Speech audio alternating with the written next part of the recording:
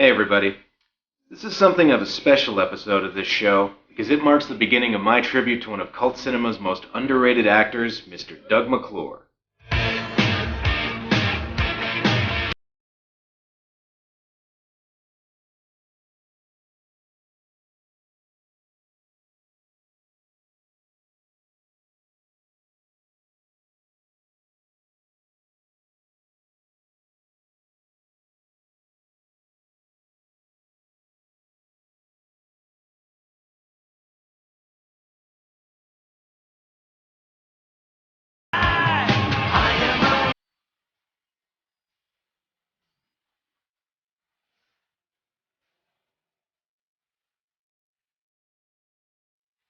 Alright, so first things first, just who exactly is Doug McClure?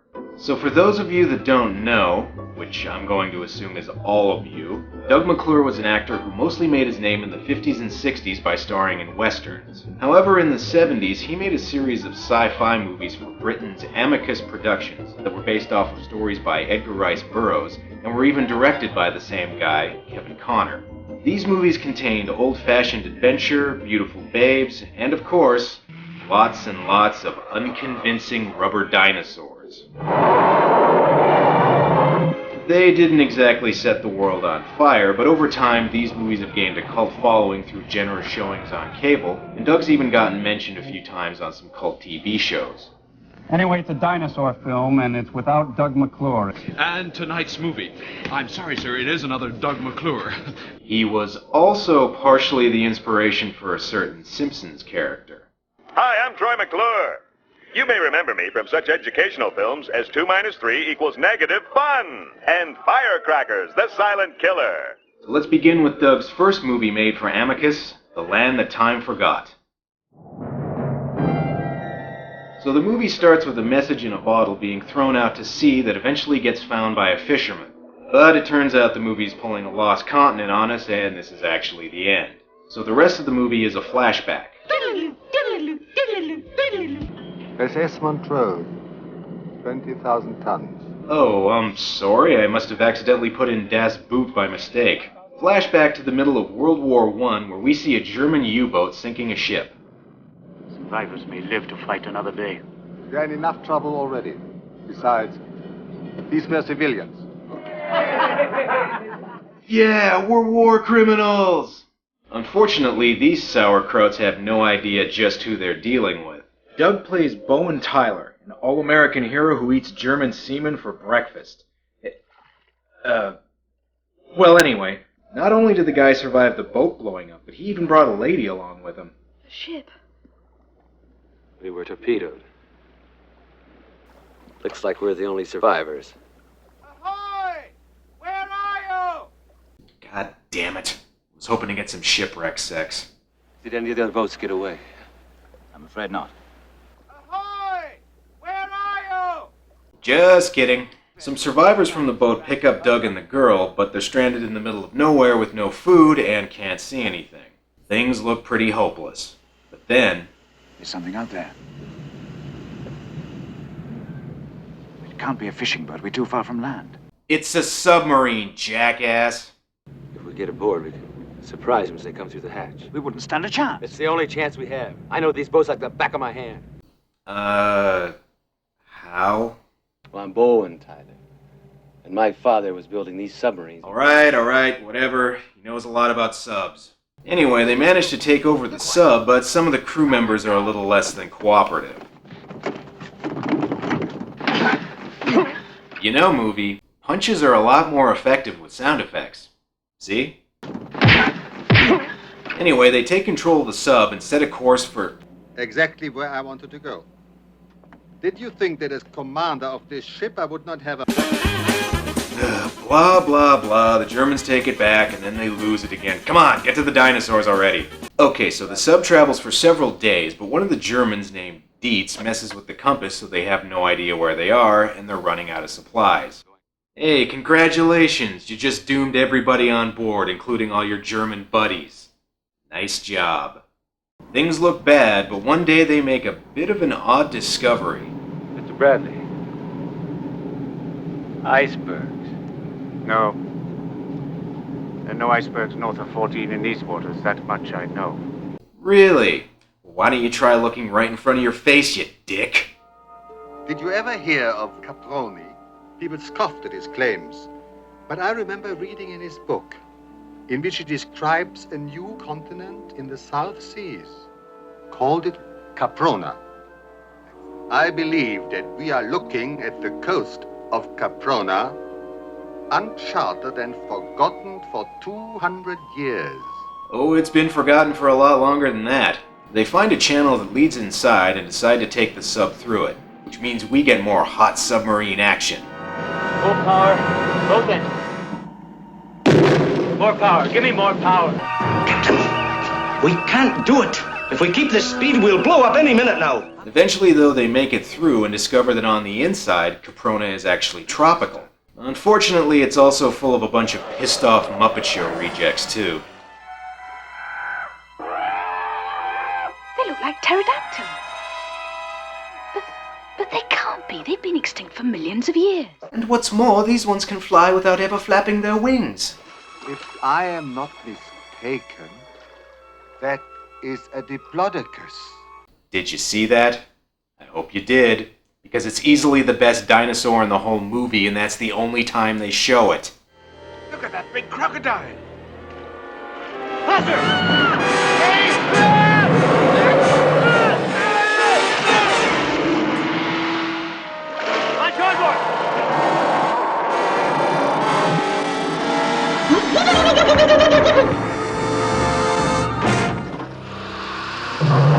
Oh, Dino, no, down boy! That does it. No prehistoric sock puppet terrorizes my boat and gets away with it. You know, say what you want, this is still better than Jurassic Park 3.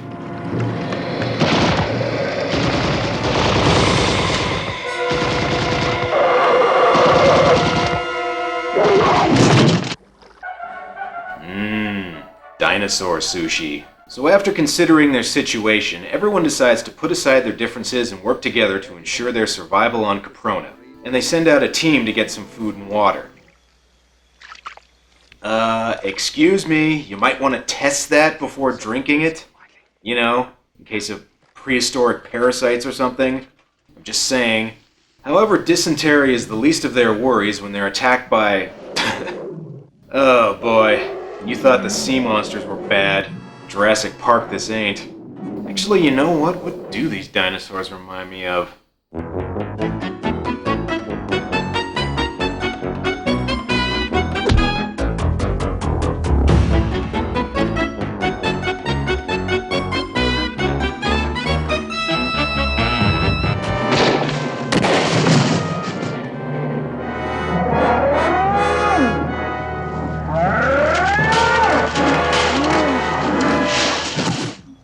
They also get attacked by some cavemen and manage to capture one of them. And after playing some caveman charades, they learn his name is You know, I gotta say, the caveman makeup is actually not that bad, but it looks a little unfinished. It's almost like they only had enough money to cover his head and forgot to do the rest of him. Had been friendly, until I tried to go south instead of north, as he had indicated. I was not to realize why until much later. Caprona. Shit. I was still only in Caprona. Every time I think I'm gonna wake up back in the jungle. Sorry, wrong movie. They take on back to the sub and learn that there might be oil on the island and realize that this could be their ticket home. Perhaps it's just marsh gas. No, it's oil. Oil.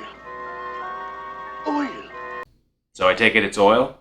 However, on their way back, they encounter more dinosaurs. I'm the baby, gotta love me. Not the mama. Get everyone back to the submarine. Man the gun. Go on, Hey guys, here's an idea. Why don't you just go with them? Seriously, Tyler and the captain stay behind for no reason while everybody else goes back to the sub. Why? Why stay behind? Is it to distract the dinosaurs? They're not really paying attention to them, so that can't be it. I know it seems like I'm making a big deal out of this, but there's absolutely no reason for it. Oh boy. there I go looking for logic in these movies again. What the hell is wrong with me? In any case, this gives him an excuse to use the sub against the dinosaurs.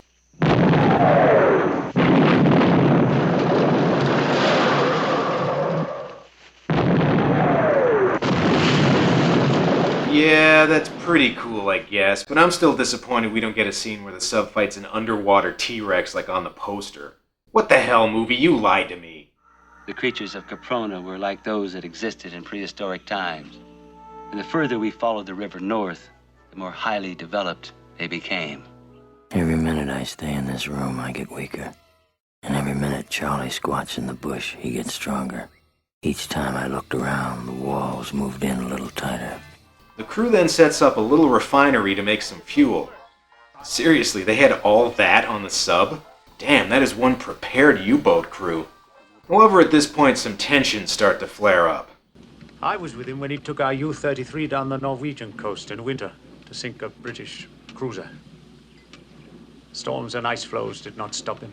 He's not very good against lifeboats, though, is he? Hi, Keeper! You know, fight scenes are usually a lot more exciting when there's some music. Here, look. I'll help you out.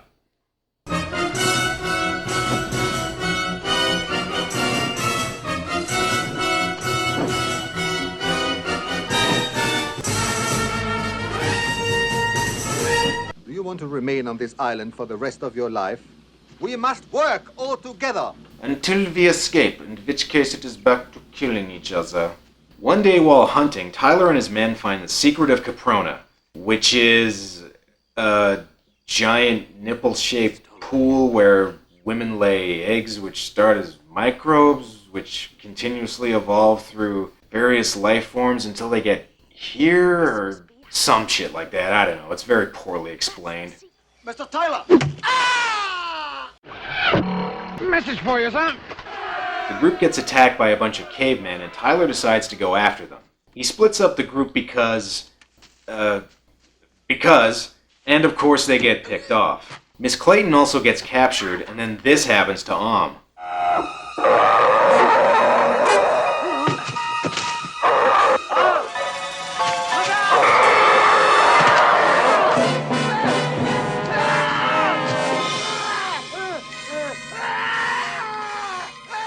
Bummer.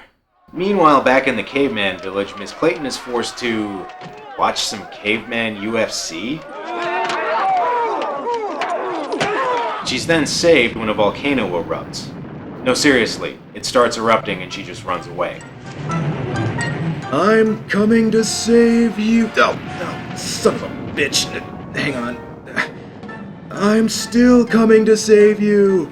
So while the place is exploding, the Germans decide to load up the sub and leave without Tyler and Miss Clayton. May I request permission to withdraw from the stockade and rejoin the U-33? But Mr. Tyler and the others aren't back yet. So, we're better off without them. Wow. Who would have thought the Germans would eventually betray them? Tyler and Clayton try to make their way back, but they're too late. Goodbye, Miss Lisa! Wait! Wiedersehen, Mr. Tyler! Wiedersehen, Miss Lisa! Don't worry, he dies. Actually, pretty much everyone dies. The sub sinks before it can get away. Tyler and Clayton are the only survivors, and now they're trapped on Caprona. Wow. Kind of a downer ending for an adventure movie. With the sinking of the submarine, all our hopes of getting away from Caprona have disappeared. So we have to go on. I would rather live here with Lisa than to live elsewhere without her. Oh, did I mention we're in love? Because we are. And she says the same of me. However, we are determined to move ever northward, ever forward, toward the greater mysteries that lie ahead of this land that time forgot. Title drop. So that's the end of The Land That Time Forgot. But the Doug McClure-a-thon is just getting started, as I have 3 more movies to review. Well, that's all for now. Until next time.